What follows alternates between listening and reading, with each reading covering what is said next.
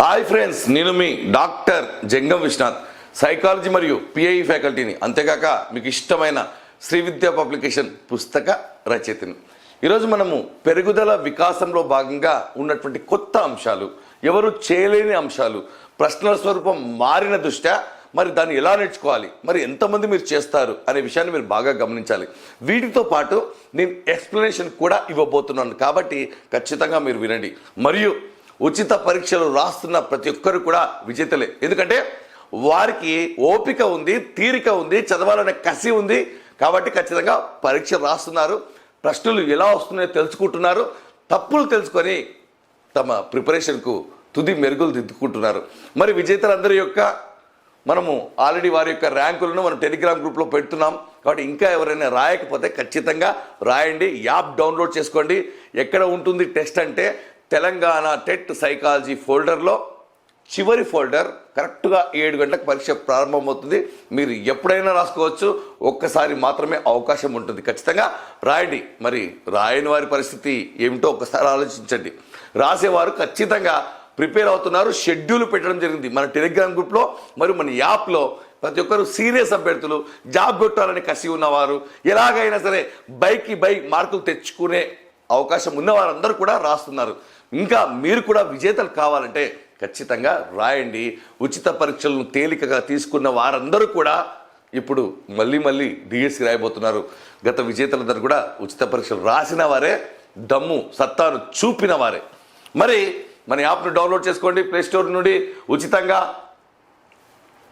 మరి దాంట్లో ఉన్నటువంటి మొదటి టాప్ 10 ప్రశ్నలు మనం మాట్లాడుకోబోతున్నాం. మరి క్రింది వారిలో ఈ అంశం అనేది జన్యు ప్రభావాల సంకలనం, స్వీయ పరిమితితో కూడిన జీవిత వలయంలో ఇది పనిచేస్తుందని గెసెల్ అనే శాస్త్రవేత్త అన్నారు. సాధారణంగా ఒక స్టేట్మెంట్ ఇచ్చి ఎవరు చెప్పారు అంటారు, కానీ మనము మరి ఈ స్టేట్మెంట్ దేనిని ఉద్దేశించి గెసెల్ చెప్పడం జరిగింది? క్రింది వారిలో ఈ అంశం అనేది జన్యు ప్రభావాల సంకలనం, స్వీయ పరిమితితో కూడిన జీవిత వలయంలో ఇది పనిచేస్తుంది అని గెసెల్ దేనిని ఉద్దేశించి చెప్పాడు? ఒకటి పెరుగుదలనా, అభివృద్ధియా, పరిణతియా, అభ్యసనమా అంటే గుర్తుపెట్టుకోవాలి ఆన్సర్. పుస్తకంలో మనకు పరిపక్వత అని ఉంటుంది. పరిపక్వతకు మరొక పేరు పరిణతి. కాబట్టి ఖచ్చితంగా మారు పేర్లు కూడా తెలుసుకోవాలి. ఆన్సర్ వచ్చేసి పరిణతిని ఉద్దేశిస్తూ గెసెల్ అన్న మాట ఇది, బాగా గుర్తుపెట్టుకోవాలి. మరి రెండో ప్రశ్న తీసుకుంటే, పరిపక్వత అంశానికి సంబంధించి సరికాని అంశం. పరిపక్వత అంశానికి, పరిపక్వత అంటే పరిణతి అనే అంశానికి సంబంధించి సరికాని అంశం. ప్రశ్నను బాగా జాగ్రత్తగా చదవాలి. సరికాని అంశం అన్నాడు.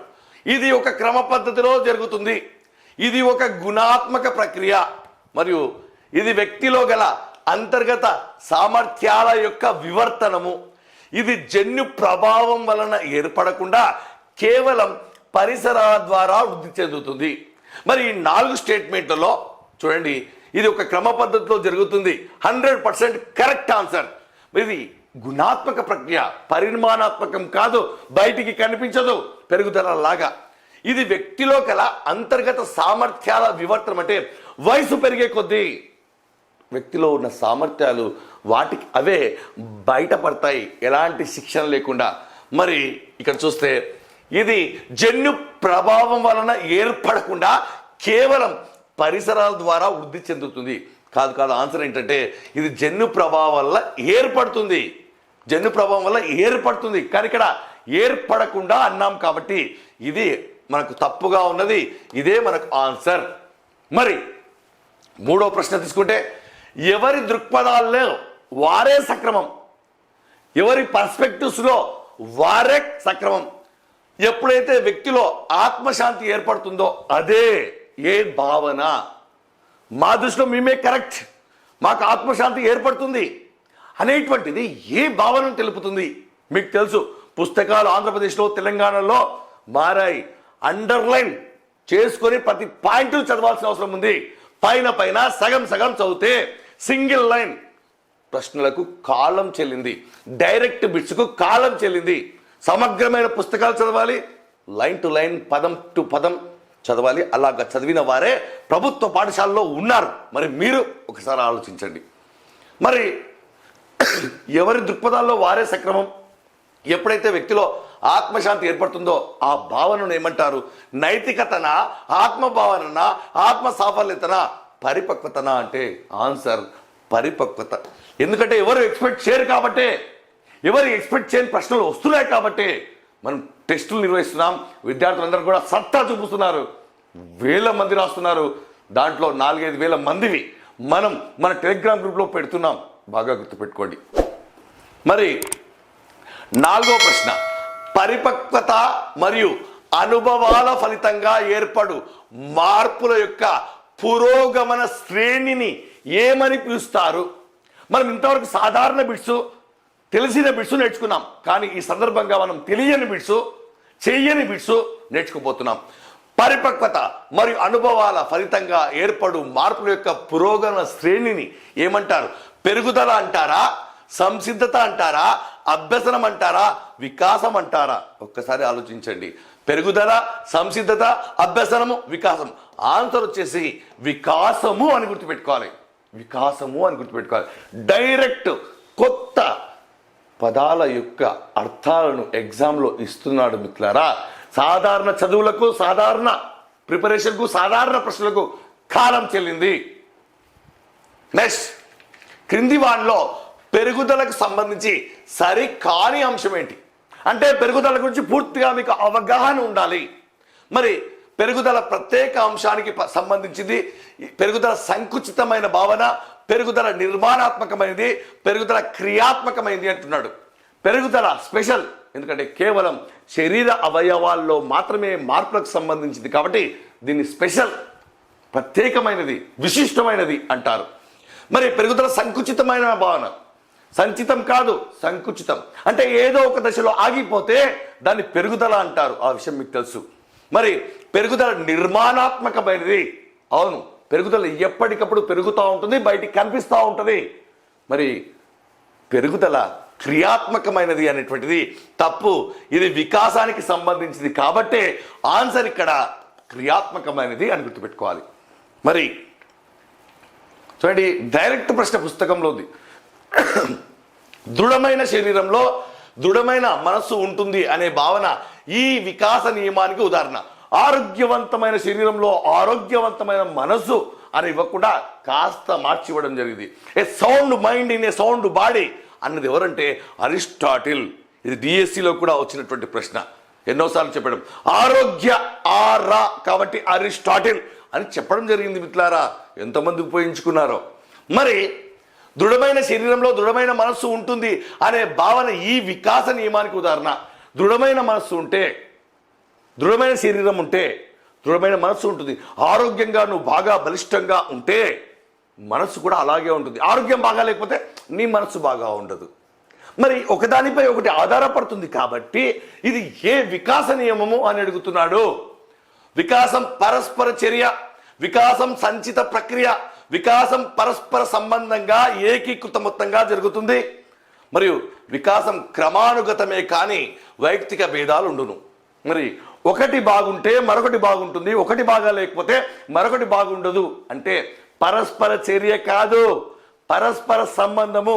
ఒకటి మరొక దానిపై ఆధారపడితే దాన్ని పరస్పర సంబంధము.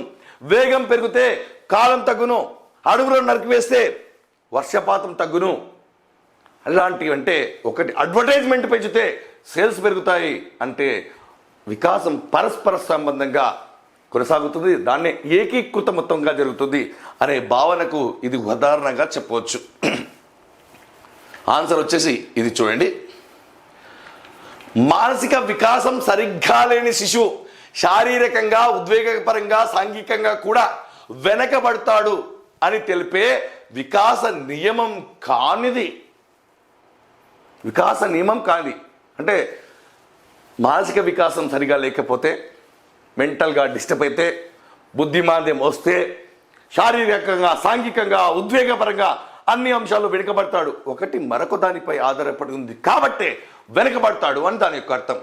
మరి ఇది ఏ నియమము అంటే వికాస వేగ నియమము, వికాస సర్వశక్తుల సమ్మేళనం, వికాసం ఏకీకృత మొత్తంగా జరుగుతుంది, వికాసం పరస్పర చర్య.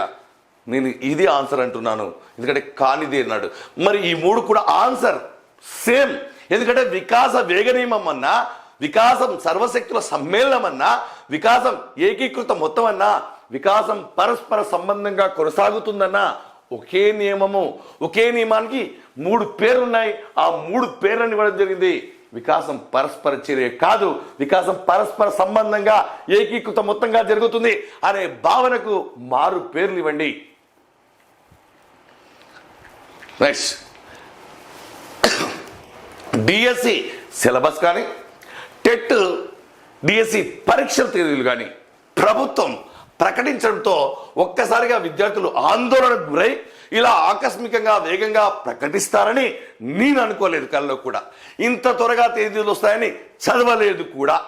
చదవాల్సింది చాలా ఉంది అనే భావనకు గురి కావడం ఏ వికాస నియమానికి చెందింది? అంటే తేదీలు ప్రకటించడంతో అవాక్కైనటువంటి విద్యార్థి ఇంత త్వరగా వస్తుంది, సడన్గా ఇచ్చేశారు, నేను ఇంకా చదవలేదు, చదవాల్సింది చాలా ఉంది అనే భావన ఏ నియమానికి చెందుతుంది అంటే, విద్యార్థులారా మళ్ళీ చెప్తున్నాను, పరీక్ష తేదీలతో కనుక మీ ప్రిపరేషన్ కనుక ముడిపెట్టి ఉంటే మీరు ఎప్పుడు కూడా ఆ చిక్కుముడిని విప్పలేరు. మీరు ఖచ్చితంగా క్వశ్చన్ మార్క్గా ఉంటారు. ఎందుకంటే ఈ పోటీ వేగమున్న ప్రపంచంలో మీరు అందరికంటే ముందుండి ఏది మిగలకుండా చదివితే, సమగ్రంగా చదివితేనే మీరు ఉద్యోగంలో ఉంటారు. చదివేది కొన్ని రోజులే, కష్టపడేది కొన్ని రోజులే అనే విషయాన్ని విస్మరించకండి. ఒక్కసారి పరీక్ష బాగా రాయకపోతే ఖచ్చితంగా చాలా డిఎస్సీలు చాలా సంవత్సరాలు ఎదురు చూడాల్సి వస్తుంది. కాలం పోతుంది, వయసు పోతుంది, ఆరోగ్య సమస్యలు పెరుగుతాయి, బాధ్యతలు పెరుగుతాయి. మిత్రులారా, మీకోసం చెప్తున్నటువంటి ఏకైక వ్యక్తిని, మీ గురించి ఆలోచించే వ్యక్తిని, మీరు కూడా విజేతలై ఆత్మీయ సమ్మేళనానికి రావాలనే ఉద్దేశంతో నే ఉచితంగా టెస్టులు కష్టపడి రాసి మీ ముందు చూస్తున్నాను. మీరు ఒక చేతిలో బంగారం ఉంది, ఒక చేతిలో చాక్లెట్ ఉంది. మీరు ఏది ఎన్నుకుంటారో అది మీ పైన ఆధారపడి ఉంటుంది. మరి డిఎస్సి సిలబస్ హఠాత్తుగా వచ్చింది అనిపించడం, గులాబీ పువ్వు పూసింది హఠాత్తుగా, భూకంపం వచ్చింది హఠాత్తుగా, యాక్సిడెంట్ జరిగింది హఠాత్తుగా, అలా అనిపించినా దాని వెనక అనేక దశల్లో జరిగినటువంటి మార్పుల యొక్క ఫలితం ఉంటుంది. మీకు హఠాత్తుగా కనిపిస్తుంది కాబట్టి ఆటోమేటిక్గా దీని ఆన్సర్ మీకు తెలుసు. వికాసం పరస్పర చర్యనా, సంచిత ప్రక్రియనా, పరస్పర సంబంధంగా ఏకీకృత మొత్తంగా జరుగుతుందా? వికాసం క్రమానుగతమే కానీ వైయక్తిక భేదాలు ఉంటాయా అనేటువంటిది గుర్తుపెట్టుకోండి. ఆన్సర్ వచ్చేసి ఇది సంచిత ప్రక్రియ. సంకుచితం వేరే, సంచితం వేరే. మరి 9వ ప్రశ్న, వికాసం అవిచ్ఛిన్నంగా సాగే నిరంతర ప్రక్రియ అనే వికాస నియమానికి మారు పేరు కానిది. మారు పేర్లు, మరో పేర్లు సగం సగం చదివిన వాళ్ళు, సమగ్రంగా చదవని వారు చేయలేరండి. ఇలాంటి ప్రశ్నలు మాత్రమే వస్తున్న ఎగ్జామ్లో చాలా ఇబ్బంది పడతారు. వికాసం అవిచ్ఛిన్నంగా సాగే నిరంతర ప్రక్రియ అనే వికాస నియమానికి మారు పేరు కానిది అంటున్నాడు. వికాసం సర్వశక్తుల సమ్మేళనం, కార్యాత్మకమైన ప్రక్రియ, గతిశీలకమైన ప్రక్రియ, అవిరల ప్రక్రియ. చూడండి ఆన్సర్ వచ్చేసి ఇక్కడ చూస్తే వికాసం సర్వశక్తుల సమ్మేళనం అనేటువంటి కాన్సెప్ట్ వేరే, అవిచ్ఛిన్నంగా సాగే నిరంతర ప్రక్రియ అనే వికాస నియమానికి 3 పేర్లున్నాయి. ఒకటి కార్యాత్మక ప్రక్రియ, గతిశీల ప్రక్రియ, అవిరల ప్రక్రియ. క్లియర్? చూడండి, మీకు తెలుసు తెలంగాణ రాష్ట్రంలో ఇటీవల ప్రకటించిన ప్రభుత్వ ఫలితాల్లో సొంత అక్క చెల్లెలైనటువంటి 3 అమ్మాయిల్లో ఒకరికి టీచర్ జాబ్ రాగా, ఒకరికి కానిస్టేబుల్ జాబ్ రాగా, ఒకరికి గ్రూప్ 4లో ఉద్యోగం వచ్చింది. మరి ఇది ఏ వికాస నియమాన్ని తెలుపుతుంది అంటే సింపుల్, నిర్దిష్టమైన నమూనాను అవలంబిస్తుందా, సాధారణం నుండి నిర్దిష్టమా, 2 నిర్దేశక పోకడలలో ఉంటుందా? మరి వికాసం క్రమానుగతమే కానీ వైయక్తిక భేదాలు ఉంటాయా? మరి అందరూ టీచర్ కాలేదే, అందరూ కానిస్టేబుల్ కాలేదే, అందరూ గ్రూప్స్ రాయలేదే. మరి అంటే వికాసంలో వైయక్తిక భేదాలు ఉంటాయి కాబట్టి ఒకరు వారికి ఇష్టమైనటువంటి రంగాన్ని ఎన్నుకున్నారు కాబట్టి వికాసంలో వైయక్తిక భేదాలు ఉంటాయి. కాబట్టి ఇప్పటికైనా మీకు అర్థమైంది. ఖచ్చితంగా పరీక్షలు రాయండి. పరీక్షలు రాసేవారు సిలబస్ను చూస్తారు, సిలబస్ పైన గ్రిప్ తెచ్చుకుంటారు, సిలబస్ ఫాలో అవుతారు, ప్రశ్నలు చదువుతారు, ప్రశ్నల కోసం ఎదురు చూస్తారు, తప్పులను తెలుసుకుంటారు, తప్పకుండా మారుతారు. కాబట్టి ఖచ్చితంగా మనం ఎక్స్ప్లెయిన్ చేస్తాం. ఇవన్నీ కూడా మీకు ఏ అనుమానాలు ఉన్నాయి మన యాప్లో కస్టమర్ కేర్ దగ్గర మెసేజ్ పెట్టండి, మన యాప్ను డౌన్లోడ్ చేసుకోండి, మన యూట్యూబ్ ఛానల్ని సబ్స్క్రైబ్ చేయండి, గంట కొట్టండి, బడి గంట వినండి, పాఠశాలకు పంపించేంత వరకు తోడుంటాం. మళ్ళీ చెప్తున్నాను, సైకాలజీ పర్స్పెక్టివ్స్ క్లాసులు వినండి, సబ్జెక్ట్ పైన గ్రిప్ వస్తుంది. వినకపోతే ధైర్యం రాదు. కాబట్టి మిత్రులారా, అవకాశాన్ని వినియోగించుకోండి. అవకాశాలు మళ్ళీ రావు. All the best.